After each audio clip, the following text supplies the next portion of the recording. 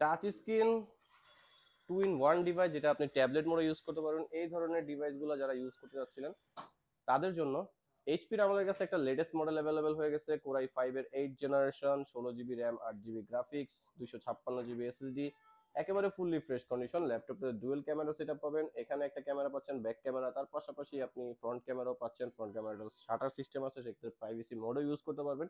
আর ডিভাইসটা কিন্তু একেবারে super slim, fully fresh condition device. 4 finger logo, latest fingerprint sensor use করা হয়েছে, সকল ধরনের আপগ্রেড প্রোটেকশন আছে।